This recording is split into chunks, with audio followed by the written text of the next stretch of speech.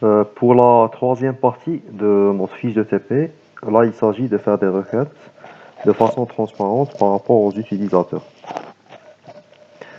Ok, donc il y a deux types de transparence dans les bases de données réparties. Il y a une transparence vis-à-vis la répartition, et si on l'avait précisé tel quel,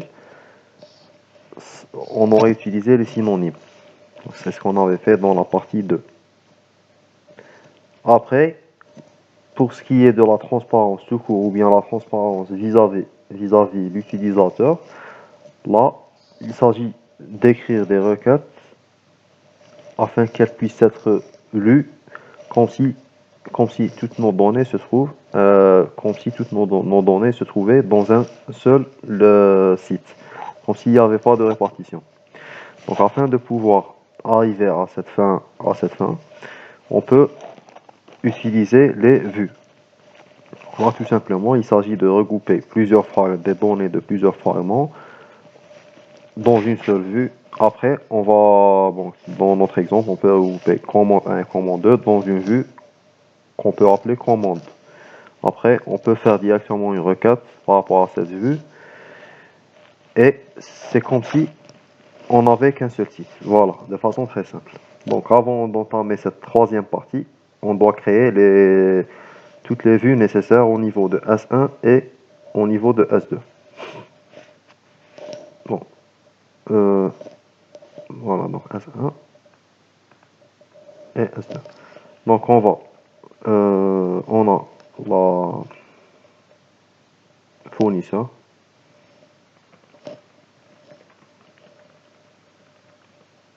Donc, on va faire l'union afin de regrouper tous nos fournisseurs. Fournisseur 2 et fournisseur 1. Donc, c'est soit en utilisant l'union, soit en utilisant la jointure. C'est en fonction du type de fragmentation. Create view, fournisseur, as, et on met le tout entre parenthèses. Et je crée la même chose dans S2. Après, on a la commande aussi.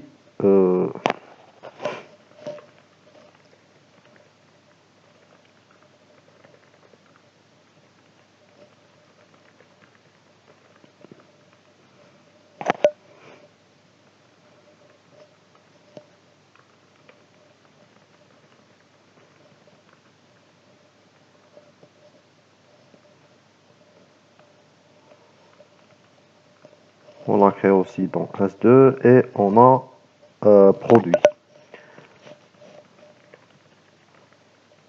Produit 1, produit 2. Where num p1, produit 1.nump égale à produit 2.nump. Ok, donc mais là on a deux colonnes qui ont le même nom. Donc on doit éviter ça. On va récupérer toutes les colonnes de la table produit 1. Donc il s'agit de nump, non-p, couleur, poids et prix. Après pour notre fragment produit 2, qui inclut nump et ville, on va récupérer que la ville. En sachant qu'on a le nump qu'on a déjà récupéré dans le fragment 1.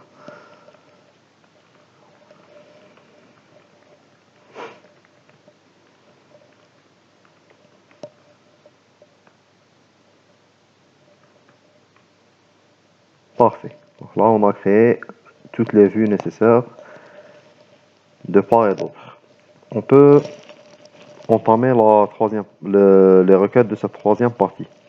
Donc pour la première requête, donner les numéros des fournisseurs impliqués dans le projet J1 et J2. Donc là, si on analyse cette requête-là, et si on relie cette requête-là, la 2.4 qu'on avait faite tout à l'heure, donner les numéros des fournisseurs impliqués à la fois, donc on insiste sur l'expression à la fois, dans les deux projets J1 et J2. Donc dans cette requête-là, on avait utilisé l'intersect pour avoir ce qui vérifie à la fois telle et telle condition. Maintenant, il n'y a pas le mot à la fois. Donc, on a les numéros des fournisseurs impliqués dans les projets J1 et J2. Donc là, il s'agit de retourner une liste incluant des fournisseurs impliqués dans J1 et des fournisseurs impliqués dans J2.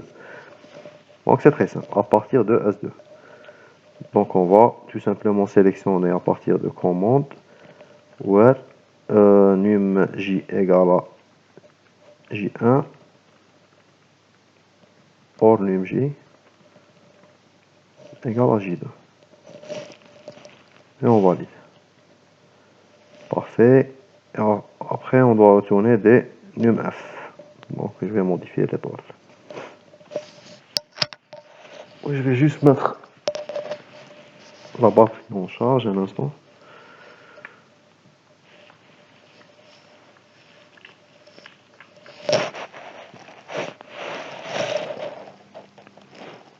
Parfait.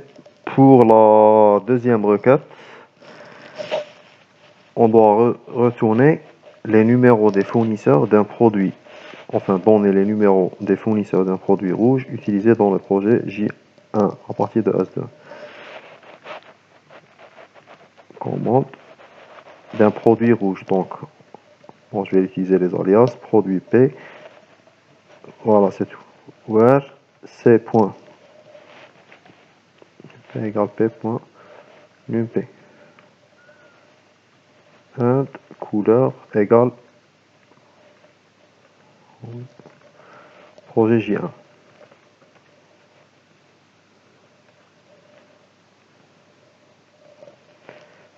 Ok, il n'y a qu'un seul fournisseur qui vérifie cette condition apparemment. Parfait.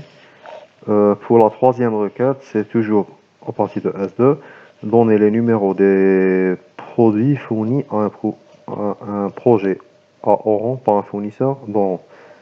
D'accord, donc select et pour alpha commande. Donc on aura besoin de la table projet et de la table fournisseur, mais la table qui peut mettre en relation ces deux tables, c'est la table commande. Donc on va sélectionner à partir de la commande projet et fournisseur F.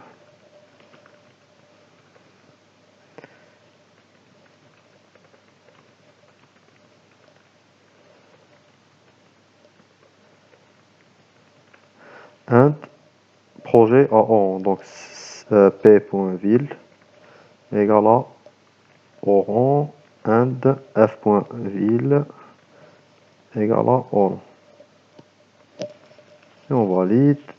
En fin de compte, donc c'était la troisième requête, donner le numéro des produits. NumP. Voilà, donc on a un seul produit qui vérifie cette condition. Pour la quatrième requête, donner les numéros des projets dont au moins un fournisseur n'est pas dans la même ville du projet, à partir de S2. Donc on cherchera à retourner des projets incluant au moins un fournisseur qui n'est pas de la même ville. Okay. Donc on va sélectionner l'étoile from commande, projet et fourni. Bon, je vais envoyer supprimer le P.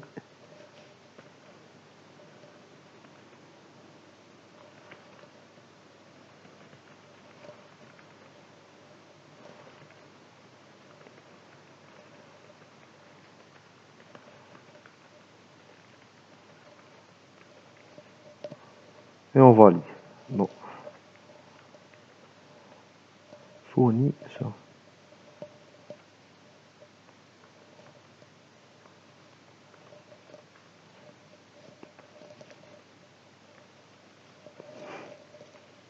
Ok. And P.ville différent de F.ville. Donc la ville du projet elle est différente de la ville du fournisseur. Donc là on a récupéré toutes les commandes dans lesquelles le projet n'était pas n'avait pas ou bien il n'était pas dans lesquelles de façon plus simple la ville du projet était différente que la ville du fournisseur. Donc on peut voir ça par exemple au niveau de la première ligne, on a pour le projet la ville c'est Alger et le fournisseur il est d'Oran, le deuxième Tizi Ouzou, le fournisseur il est d'Oran, etc. Donc là on a toutes ces commandes-là. Donc à partir de là, on peut utiliser une sous-requête, select. Ce qui est demandé, c'est des numéros de projet. Donc select numj from command where numj in, et on sélectionne des numj.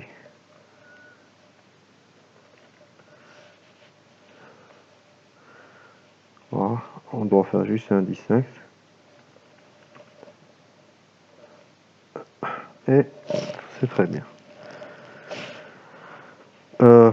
Pour la cinquième requête, donner les numéros de projet qui n'utilisent aucun produit de couleur bleue fourni par un fournisseur de donner les numéros des projets qui n'utilisent aucun produit de couleur bleue fourni par un fournisseur de Tizi Ouzou. Ça c'est pour la requête 5. On peut aussi aborder ce genre de requête par le contraire de ce qui est demandé. Donc on pouvait faire une requête dans laquelle on allait retourner le contraire de ce qui était demandé. Donc dans cet exemple-là, on aurait retourné des numéros de projet qui utilisent un produit de couleur bleue fourni par un fournisseur de Tizi Ouzou. Et après, on utilise la sous-requête pour avoir le contraire de ce qui a été trouvé dans la contradiction. Donc je pense qu'on a déjà vu ça dans la première fiche de TP. Donc c'est ce que je vais faire maintenant. Select.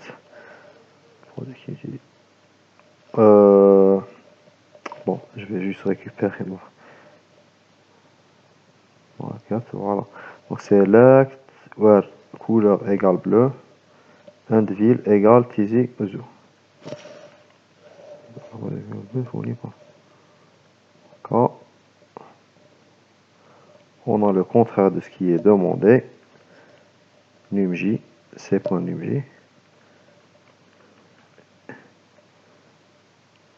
et en fin de compte, ce qui nous reste à faire, c'est de récupérer le contraire, tout simplement. Select numj from command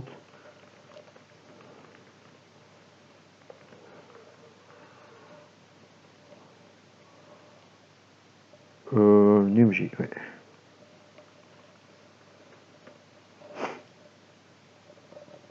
Et on applique un distinct.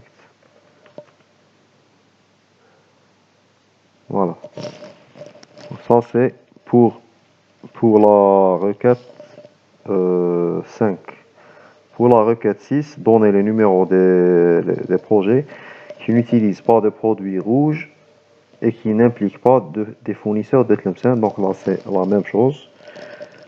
Donc on peut aussi répondre au contraire de ce qui a été demandé en récupérant des produits de couleur rouge qui impliquent des fournisseurs de Tlemcen. Après, on met ça dans une sous-requête et on utilise le not in. Donc c'est exactement la même chose. On passe à la septième requête, donner les numéros de projets qui, pour la septième, donner les numéros de projets qui utilisent au moins un produit fourni par F1. Au moins un produit fourni par F1. Donner les numéros des projets. Okay. Select et pas from command. Donc je vais valider ça. Where on va limiter notre recherche par rapport au fournisseur F1. Ok, donc pour ce qui est du fournisseur S1, quels sont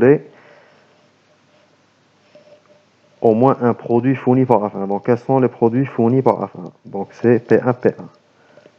Il ne fournit que le produit P1. Select num projet from command where num p in. Donc on va sélectionner les numéros de projet. From command where pour ces projets-là, il existe au moins un produit qui est fourni par F1. Donc c'est le P1. Donc on a le projet 1 et 4. distinct. Très bien. Et pour la dernière requête de cette partie, donnez le projet ayant eu le maximum de commandes à partir de S2. Select étoile from command. Ok, donc le projet qui a eu le plus de commandes, c'est numj. On va grouper, on va faire le calcul par rapport à num projet. Donc numj count étoile group by numj, tout simplement.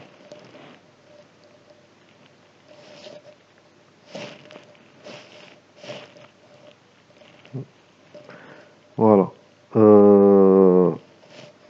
Ok, donc je vais dire donner le projet ayant eu le maximum de commandes. Ok, donc là on a tout pour chaque projet le nombre de commandes. Après, on utilise le having count étoile. Donc, comme d'habitude, je préfère aller étape par étape. Donc là, c'est clair qu'il s'agit du 8. Le 8, c'est la valeur maximale et c'est le projet 4. Ok, mais après, il faudra automatiser ça. Donc, where having égale. Et on doit calculer cette valeur maximale.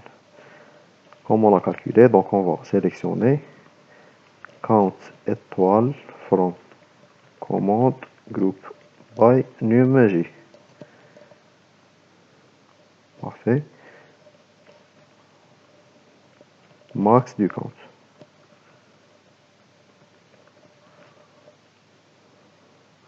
Et c'est le 8. Donc je vais effacer ce résultat. Voilà.